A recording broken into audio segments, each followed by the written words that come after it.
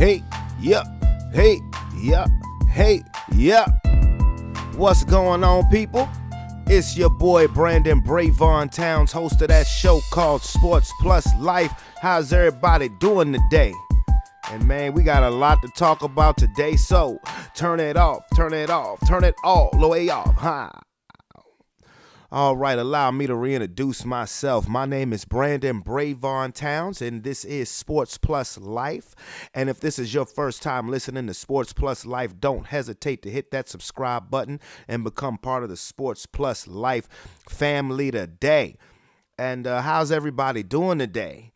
It is a cloudy early day in the Richmond, Virginia. But it feels pretty good outside, 50 degrees. Of course, if anybody knows me, they know that I'm a damn polar bear, that I like the cold. It doesn't bother me one bit. But this is my first show in a week. I've been a little busy. I've been working, and this kept me on my feet. Kind of sprained my ankle a little bit, but I finally got today off before I have to go to work tomorrow, but then I'm off for the next 5 days. Yay, yay. But we definitely have a lot to discuss as the world of sports has been chugging right along. Also, entertainment news to discuss. And but today is Saturday, April the 6th, 2019. And I just hope everybody is enjoying and will enjoy their Saturday and enjoy their weekend as well. Like I said, unfortunately, I do have to work tomorrow, but it is what it is. I'm just driving around, so, can't really complain because I was making that money, that munani. But today is the first day of the Final Four. So I got to talk about that, and I'm going to tell you why.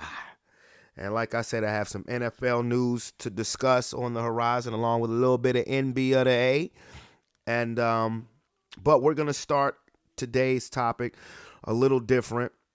We've started like this before, so I'm not even going to hit the buzzard yet because I'm going to go straight in to, I guess this would be called the life segment, but it is about the unfortunate tragedy that happened last Sunday night in Los Angeles, California, where famous rapper Nipsey Hussle was gunned down in front of his own clothing store, and he did not survive. And Nipsey Hussle was 33 years old. He was, his girlfriend was Laura London, and they had a kid together. Pretty sure would have taken that next step. So definitely my heart goes out to Nipsey Hussle's family as well as Laura London's family.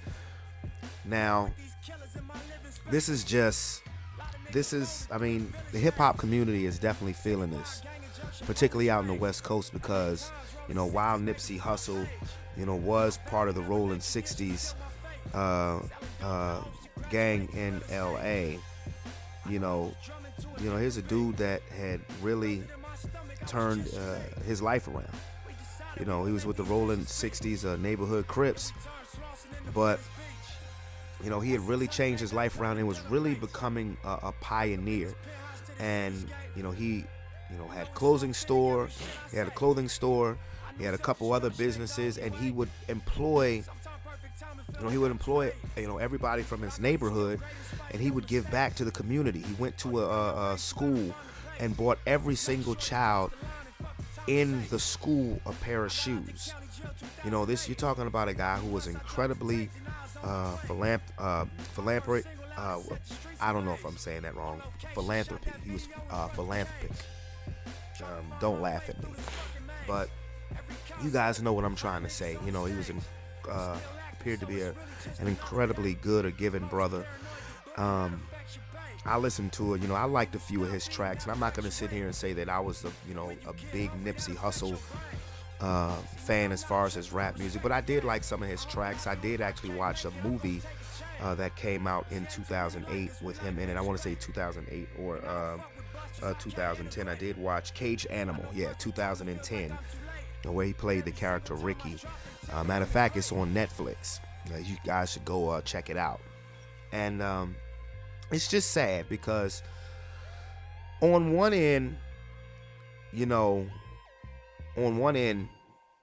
the way that it was perceived that his death happened, this guy by the name of Eric Holder, street name is Shitty Cuz, had, I guess, come into Nipsey Hussle's clothing store. And this guy had a reputation of being a snitch. And while Nip, is, doing the right thing, you still remember where you come from. We still don't deal with snitches now. So apparently, he told the guy, Eric Holden, that, the best thing for him to do, Eric Holder, the best thing for him to do was probably leave because he really have no business for him. You know what I mean? So now this is the story that Eric Holder, came back and, after, I guess, the quote unquote argument or whatever, that he came back and shot and killed Nipsey Hussle and then kicked him, while he was on the ground. So that's the story. And the only reason why Nipsey Hussle was even at the clothing shop that day is because he was making sure, he had a friend that just got out of jail, and he was, making sure that he was good with clothes and perhaps even hooking him up with a job, so he didn't have his security with him. And you figure you're in your own neighborhood, you're at your own shop, why would you need to walk around with any type of security? This is where you're from, these are your people. But again, what happened, and the guy his friend who he was going to help out got shot as well and is still in the hospital as well, but he is going to survive, and unfortunately Nip did not. Now, like I said, the story is, what I just explained to you. That's the story that's on the media. There were some people who were starting to go conspiracy theorists, and then the story came out where it was pretty much not even a gang violence crime, just somebody who's just allegedly being a hater and just shot and killed Nipsey Hussle over a dispute. Now, me personally, I'm still going with the conspiracy theorists because, this just doesn't add up to me. Because for one, I'm like this. Okay, if you have the street name of Shitty Cuz and you have the reputation of a snitch, pretty much that when you go into a neighborhood, now I've never been to Los Angeles before, but I can imagine that that when you go into a neighborhood with that type of a reputation, people ain't really gonna want to mess with you, especially if you are a head honcho like Nipsey Hussle. And for him to pretty much say, hey man, just go ahead about your business, man. I ain't got, you kind of hot right now. I don't need you around here. I don't need you around being seen around me because of your reputation. So just go ahead and, just go on about your business. For something like that to be replied to with murder, it just doesn't add up to me. It just don't, because Nipsey Hussle was one of those guys who was truly about positivity. He was about uplifting, particularly the people in his community. He was about uplifting the black community. He was, and the even more crazy thing is that day he was scheduled to go meet with the LAPD to discuss solutions to gang violence. This was all supposed to happen the same day. And it just doesn't add up to me that a simple little dispute like that is going to lead to murder, particularly with a guy of his stature. Like I said, he was really, uplifting people in his community, and he was coming out public, and basically giving people the knowledge of, hey, we got to look out for ourselves. We got to be smart. We don't need to be out here, killing each other and this, that, and the third. And, this is what they want. I'm going to just be straight up with you. That was a hit. That wasn't over no damn argument and somebody's in the feelings. That was a hit. Somebody told this guy to do this to Nipsey Hussle. That's just my opinion. That was a straight out hit. Because Eric Holder shooting and killing Nipsey Hussle, then getting arrested a couple days later, that's too easy. That's too easy. He is a fall guy for somebody. Now for who, I don't know. But he is a fall guy for somebody. This is bigger than just an argument and somebody gets in their feelings and kills you. This is bigger than that. And you can't convince me otherwise, because I'm just sitting there thinking, I'm listening to everybody say, oh man, he just got killed like that for no reason. That's too easy, bro. That's too easy. Somebody set that shit up. Somebody set that shit up. Somebody had been clocking him when the opportunity was right. You knew he was down. Somebody saw that he was at his shop. He didn't have any security with him, and that was a set from the word go. Because for some reason, when you're about positivity in this world, you gotta go. And by the way, interesting note, Eric Holder has pled not guilty, and he's being represented by Christopher Darden. Christopher Darden, who was famously on the prosecuting team in the O.J. Simpson trial back in 1994. So that is his legal representation, and that definitely should get interesting. But I don't want to stray away from my point that this was a setup from the word go. Because ain't as much money in positivity as it is in negativity and drama. And that's just the fucked up world that we live in. And as far as, black on black crime and stuff like that, one thing that I'm really, really, really, really, really getting sick and tired of, and, some of it is with cause, or it's necessary, but when a black person gets shot by the police, or any type of a law enforcement official, security, whatever, we're going all up in arms. We're going all out. Black Lives Matter and all of this stuff. And yes, black lives do matter, but so does everybody else's life. And how can we as black people sit here saying Black Lives Matter when we take our own people's life on a regular? How can any other race garner the respect for black people, particularly saying that our lives matter, when we don't even respect ourselves as a culture? Okay? When you see somebody from your neighborhood, somebody come up, there are too many people that just sit there and hate on you rather than applaud you. And that's how that's how a lot of black people are. And it gets on my fucking nerves. I mean, that's sad if a black person is to make it out. Because Nipsey Hussle was a person who made it out but didn't decide to leave. But it's a damn shame that as a celebrity, or not even a known celebrity, but just as a person who's made the right moves in their life to put themselves in a good financial situation, that if they make it out of their neighborhood from a financial standpoint, that they can't even stay in their own neighborhood where they're from because somebody is going to be plotting to get you. Not applaud you, because this is the way we think. If we can't get put on, then we want to take it. Hey, man, that's bullshit.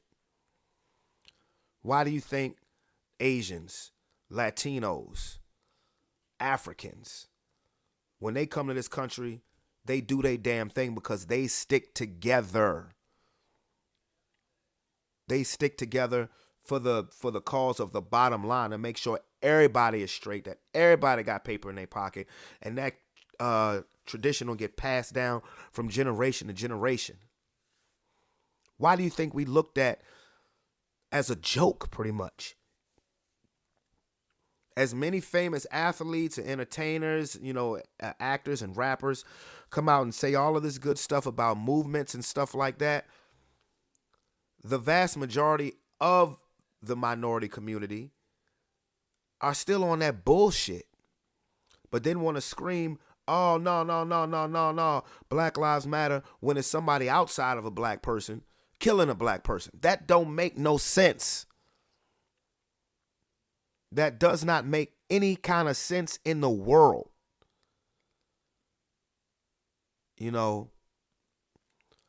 Nobody is going to have complete respect for our race until we as a race respect ourselves.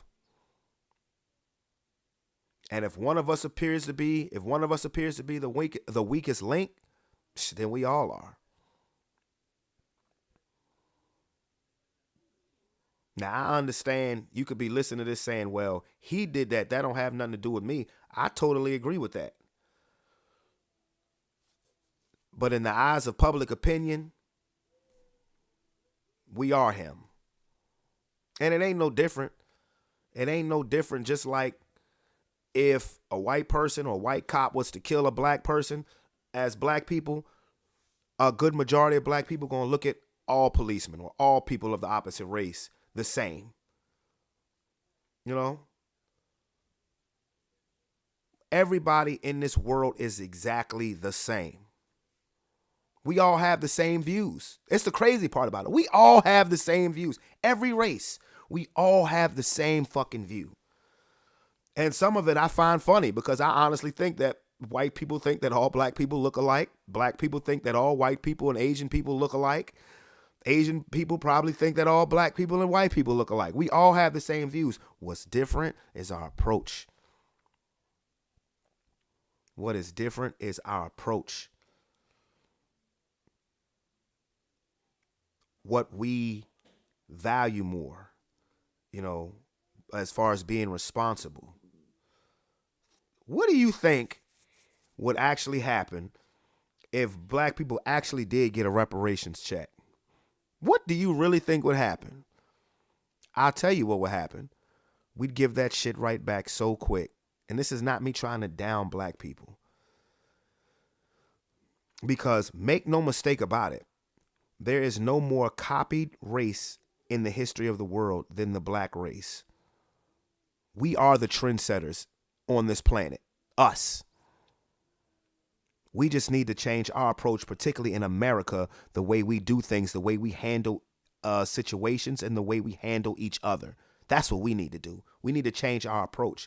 But if they gave us a reparations check, on Monday, in 2 weeks, gas would be $10 a gallon. And I'm only saying that to say that we have to start respecting ourselves, changing our approach, not changing our swag, because that's what's unique. That's what's special about us. That's what makes every other race, whether they want to admit it or not, follow us. But we need to change our approach, the way we deal with each other in the black community. Now, mind you, I'm not pro-black. I'm pro-life. I'm just a realist about shit. So anyway, there'll be a memorial service at the Staples Center for Nipsey Hussle on Thursday. Again, God rest his soul. Condolences out to his family, Laura London's family. And I just wanted to touch on that because that's really been bothering me all week. So now I will definitely get to the Final Four. So without further ado, let's get to it. All right. Today is the first day of the Final Four for the NCAA Men's College Basketball Championship. And guess who is in it? You goddamn right, bitches. UVA has finally broken through. And, oh, man. Oh, my goodness. You guys had to have seen. And, what probably was the best game of the tournament thus far, because I haven't talked to you guys since the Elite Eight. And the game against Purdue was just absolutely crazy. Purdue got off to a hot start. They had Virginia down by 10. And Virginia composed themselves, got themselves back together, actually proceeded to take control of the game, but Purdue's Carson Edwards, Lord have mercy. I'm going to say this. Definite respect to that dude, because nobody does what he did to Virginia. Nobody does that to UVA. 42 points. He single-handedly kept Purdue in the game, and then it looked like Purdue was about to steal it. They were celebrating. They were up 3. Their man missed a free throw. They wanted to go strategy, so the Boilermakers coach instructed their player to foul Ty Jerome. Jerome made the first one, and he missed the second. Later on, admitted that he didn't do that on purpose, but let's check this out. They needed a defensive rebound. It was Grady Eifert who secured it. 2-point game. Jerome, short, back tap, Diakite, a race for it, into the hands of Clark, got a chance to win it here, up the front, here's Diakite for the win, goes! For the tie, Diakite squares it at 70.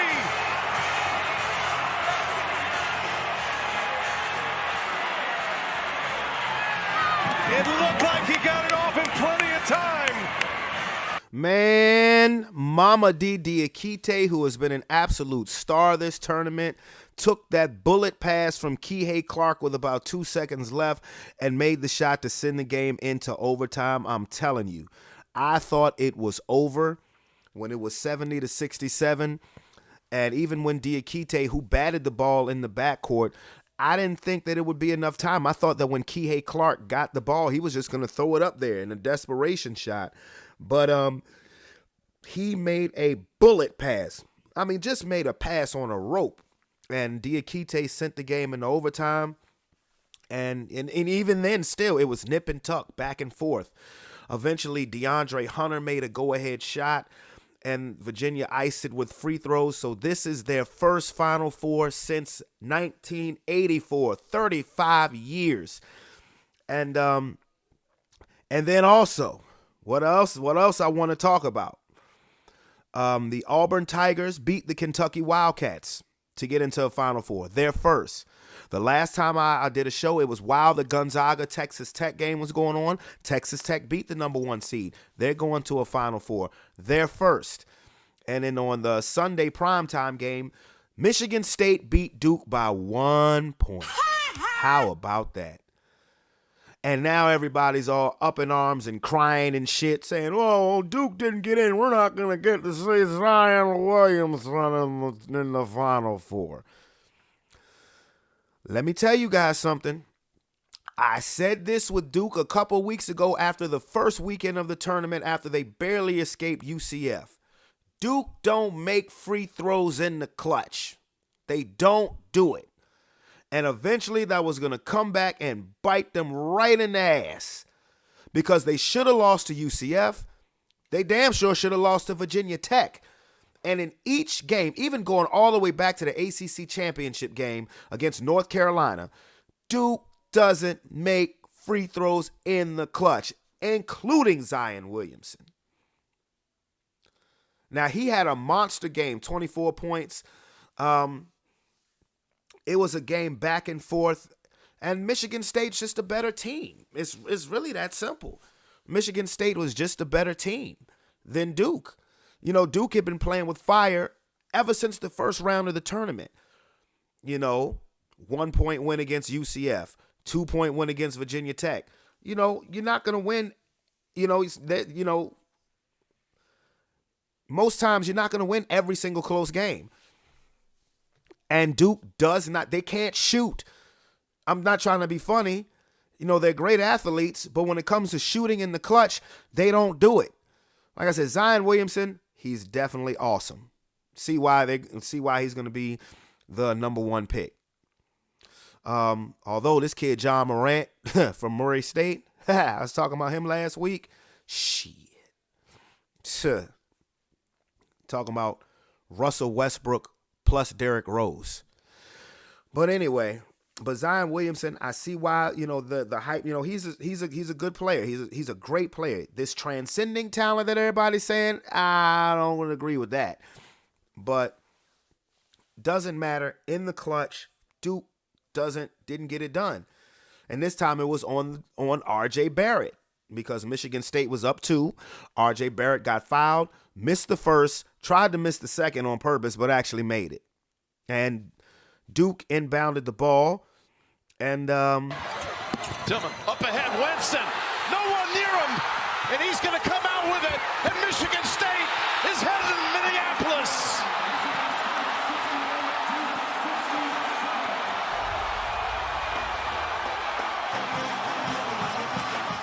And Michigan State ran the clock out. And, that was that. So, like I said, it was really weird offense run by Duke because it really wasn't much of an offense at all. But again, like I said, free throws. I mean, that should be the important word of the day, free throws. They're called free for a reason. They're free points. And I'm sorry, any player who wants to call themselves a basketball player, particularly when your position is that of a guard, and you can't make free throws, you suck. I would have a serious problem with you, whether you're at the collegiate or the pro level, especially the pro level.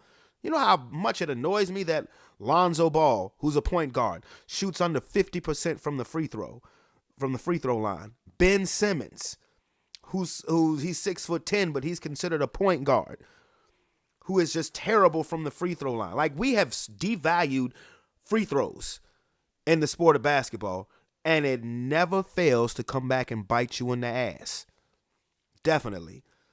Zion Williamson, awesome. R.J. Barrett, okay, good player. What's all this hype about Cam Reddish? Because I don't see it. I understand that they were the top 3 high school recruits in the country. Zion, Barrett, Cam Reddish. Actually, Barrett was seen to be better in a lot of people's eyes, but Cam Reddish, to me, no. I see a career in the G League for Cam Reddish. That's what I see for old Cameron Reddish. If the best thing for him to do, Killer Cam, would be to stay your black ass in college. You suck. Because you clearly are not ready for the NBA. And if you want us to go ahead and get you a check, go ahead and get your money. But if you're worried about the development of your game, definitely stay in school. Like the old motto used to be, stay in school. It's your best move. For you, it is. But so now we have the Final Four set, and people are crying and bitching and moaning because, there's no Duke there. There's no Kentucky there. There's no North Carolina there. There's no even real Cinderella there. Oh, shut up. And what I am getting sick and damn tired is people hating on my Cavaliers.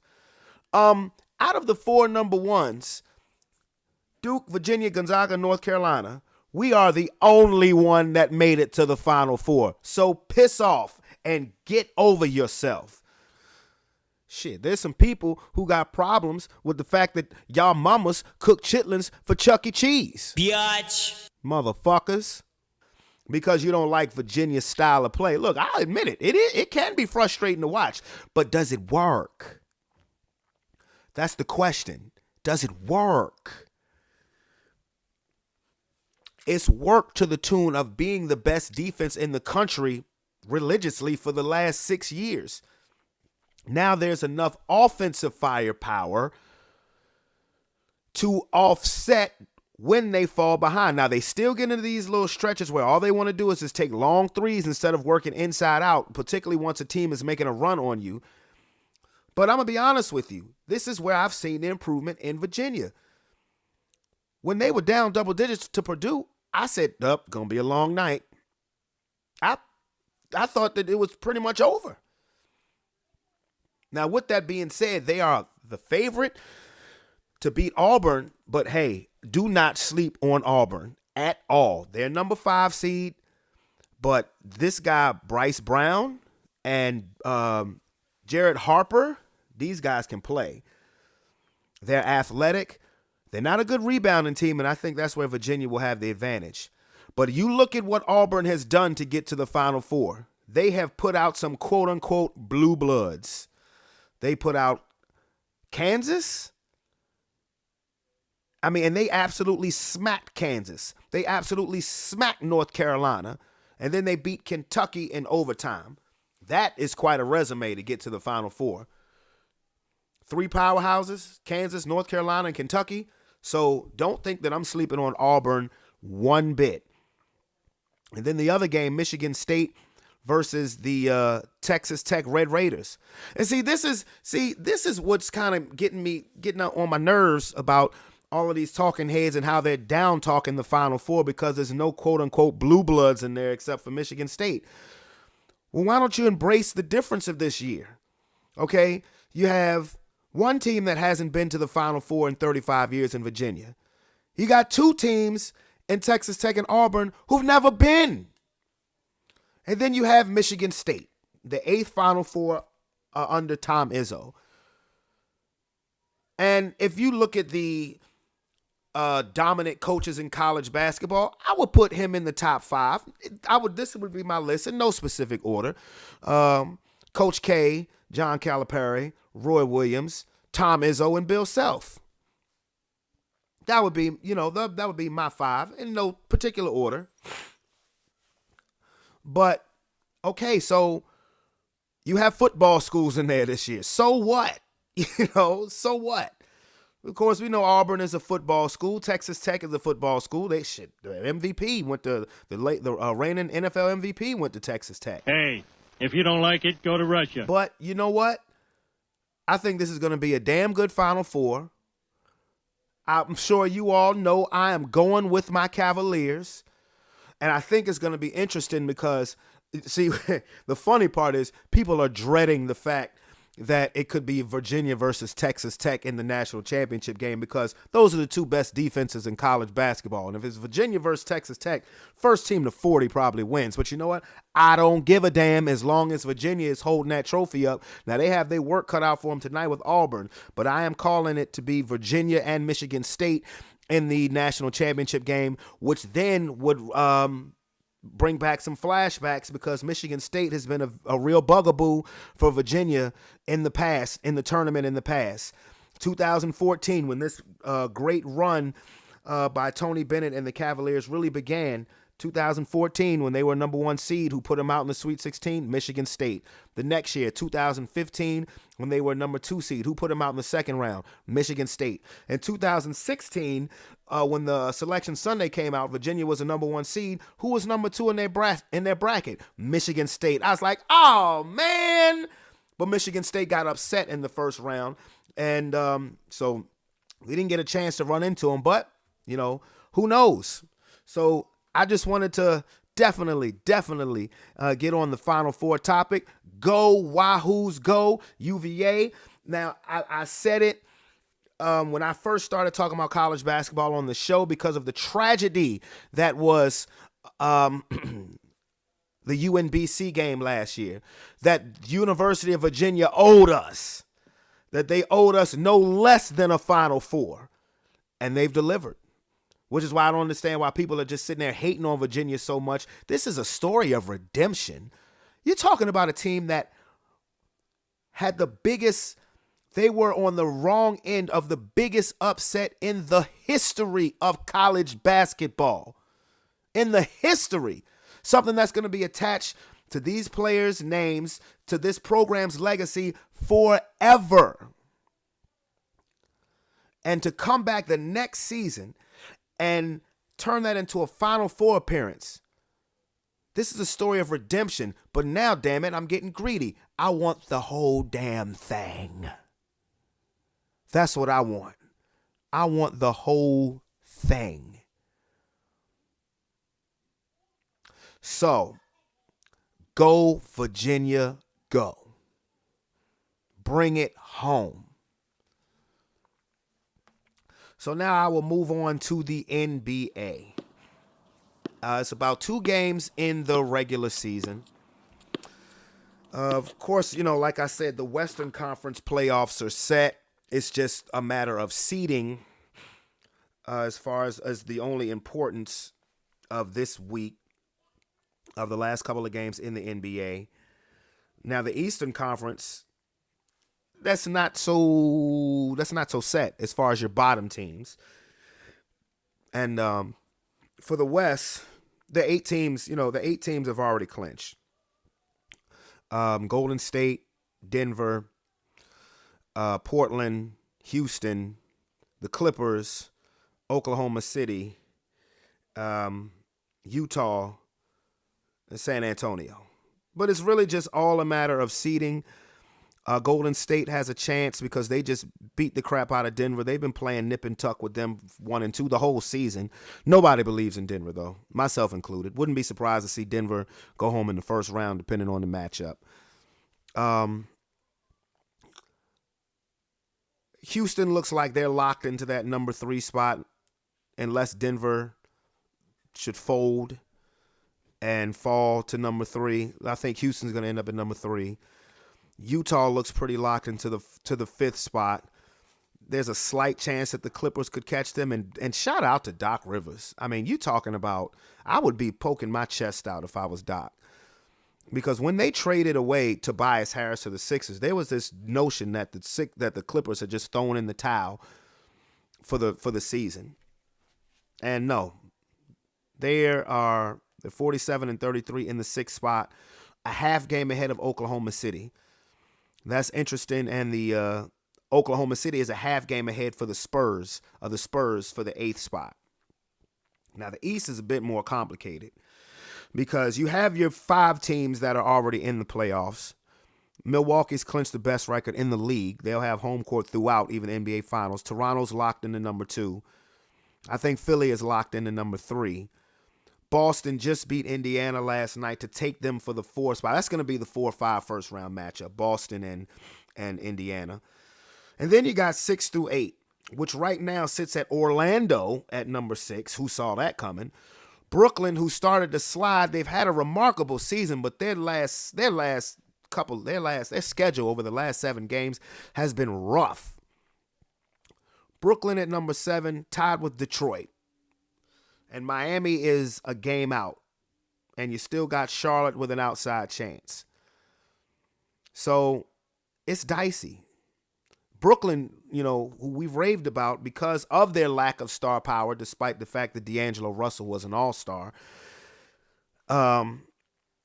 has been steady and consistent. But like I said, their schedule has been murder. Detroit, you'd like to see Detroit get in there. But then you'd like to see Miami slide in there too, especially with this being Dwayne Wade's last year, or so he says, because he's already talking about how he's going to need to take therapy to get over retirement. So I wouldn't be surprised one bit to see Dwayne Wade try to be back in a uniform next year. May not be the beginning of the season, but it wouldn't surprise me one bit. But Brooklyn has a big game at Milwaukee. Now, is Milwaukee going to rest people? Giannis, who sprained his ankle last week, and they were ready to shut him down for the regular season, and this is why I fuck with him. He said, well, no, I don't want to rest. I want to play. My ankle's good enough to play. Because these little bitch-made prima donna athletes now that are making triple the money of the old school athletes want to do less work. And it's really the NBA cheats the NBA cheats their fans with that. They really do. You suck. They cheat their fans. With technology as advanced as it is, as far as the healing process, these dudes are flat out soft. I'm not going to say all of them, but the majority are. I would never say that about Russell Westbrook. I would never say that about Jimmy Butler. I would never say that about Patrick Beverly or Giannis. These guys who if you walk, you play, as the old Bill Laimbeer quote. But back to the Nets, now that Milwaukee has the best record in the league sewn up, do you do them a favor? And do you sit Giannis? Do you sit Middleton? Do you sit Bledsoe? Because that's a big game. And then on Sunday, you have the Pistons at Charlotte. The Pistons could, in effect, put Charlotte out with a win at Auburn Hills. And Miami plays home to Philadelphia on Tuesday. There are no game. And Miami plays at Toronto tonight, so that's tough. I mean, you never know because Toronto is locked into the 2nd seed, so you never know who's going to rest who. They might, the top 2 teams Milwaukee and Toronto might just rest their players and watch the 6 through 8 spot be a race. But I brought that up to say, after this season is over and after Golden State has won the title, because I'm not waving off that,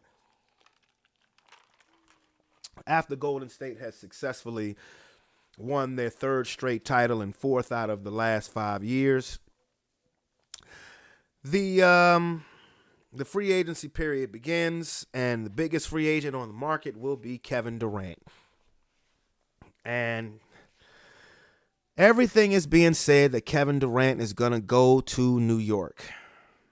Okay, then, fine.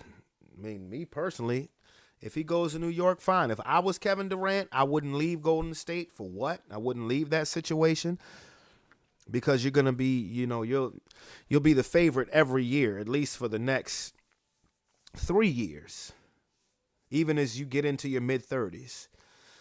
But, I'm pretty sure he wants his own legacy, because there will always be people, even after Golden State wins this championship, and that'll be Durant's 3rd, there will always be people that says that, he joined the bandwagon, he rode the coattails of Curry and Clay and Draymond, despite the fact that he's been the NBA Finals MVP the last couple of years. Now, what they're saying is possibly that Kyrie Irving could be joining Kevin Durant in New York. Okay. But, these players, they change their mind all the time. Now, this is a scenario. This could be the type of offseason that the Knicks have. They could get Kevin Durant. They could sign Kyrie Irving. And if they get the number 1 overall pick, they could get Zion Williamson. Now, you working with something then.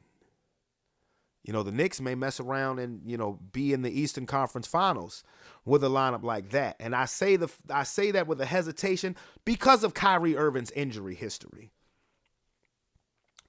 Or you could have Kevin, because at worst case scenario, if you're a Knicks fan, you at least want to nab Kevin Durant. And, if you can get Kyrie, that's great. If you can get the number 1, if you get the number 1 pick, that's great. But worst case scenario, you want to get Kevin Durant. Because even if you don't get Kyrie Irving, even if you don't get the number 1 pick and you don't get Zion Williamson, that dude, Ja Morant from Murray State, is a beast. So you wouldn't be disappointed if you had him at all, even in the backcourt with Kyrie. And If NBA teams are smart, this is what your first 5 draft picks would be. You'd have Zion Williamson, Ja Morant. You'd have Carson Edwards, and see, it's held against you now as a college player. If you play until you're 21, 22 years old, that's held against you. And I think that is so stupid because you are more developed as a player. But I would have Carson Edwards at number 3, maybe even number 2. That dude is special. I would have DeAndre Hunter, the forward from Virginia, as number 4, because I've said it before, I'll say it again. He is the next Kawhi Leonard. And at number 5, I guess I take RJ Barrett, because I ain't touching Cam Reddish. No way, no how, and no, But as far as the free agency goes, if Kevin Durant is going to New York, fine. It would surprise me that if Kevin Durant or Kyrie went to New York, because they're so touchy with the media. And you going to go to New York? I don't care if you're going to the Knicks or the Nets. You're still in New York. This notion that there's even a notion that LeBron could end up going to the Clippers, but I see that as being Kawhi Leonard. But like I said, worst case scenario, if you're a Knicks fan, you want to get Kevin Durant. Even if you end up with Jimmy Butler, even if you end up with a Jimmy Butler, who's an outstanding player, or if you ended up with Kemba Walker, honestly, there's a part of me that would take Kemba Walker over Kyrie because of the injury factor. That's it. Not saying that Kemba's better than Kyrie, but because of the injury factor, he's just more dependable than Kyrie. But Kyrie is special. He's a special player. And like I said, if I was Kevin Durant, I wouldn't leave Golden State. because you're running the risk. Because if you are the only marquee free agent, you're running the risk of, you're in your prime right now. You're running the risk of wasting a season or two where you could be winning championships, because you want to build this brand in New York, and more power to you. But the Knicks could either strike big, or they could completely strike out. Same thing with the Lakers. You could either strike big, or you could strike out. So there's a lot to be determined. I just wanted to touch on that fact with the NBA. Now I will go to the NF of the L. And only because, have you guys heard about all of the pot shots that Aaron Rodgers and Mike McCarthy are taking at each other? I mean, damn. You talking about spilling all the dirt. All of the dirt. I mean, it's come out that Mike McCarthy during practice sessions would be getting a massage, that he would sneak a masseuse up a back door to give him a massage. And I'm like, okay. And that the general manager, Ted Thompson, would be falling asleep during meetings. Okay. And they were saying that Aaron Rodgers said that Mike McCarthy had the worst football IQ of any coach that he's ever played for. And that's tough, man. When you have a star quarterback like Aaron Rodgers saying that about you, and you were his former coach, oh, man, that's going to be tough for you to for another team to want to hire you. That's just honesty. Just real talk. That's going to be tough because, I don't know if this is just being petty or whether he really feels like that. I mean, the fact is, they won a Super Bowl together.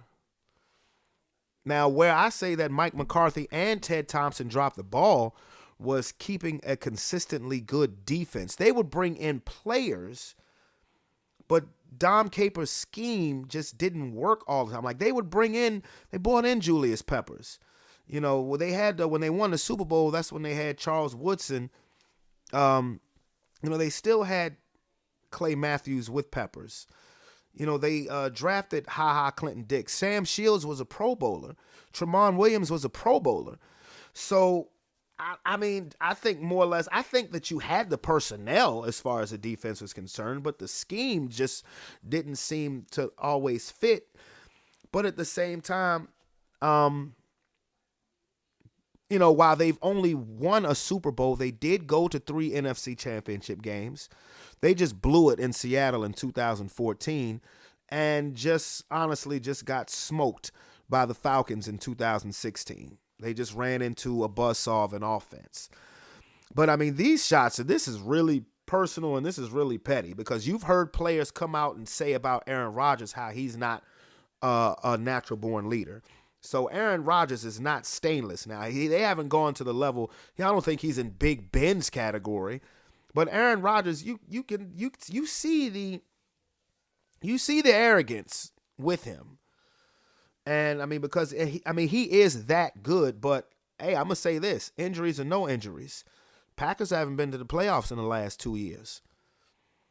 And who is that falling on? I mean, of course, obviously, part of it's gonna fall on the coach because he got fired during the season.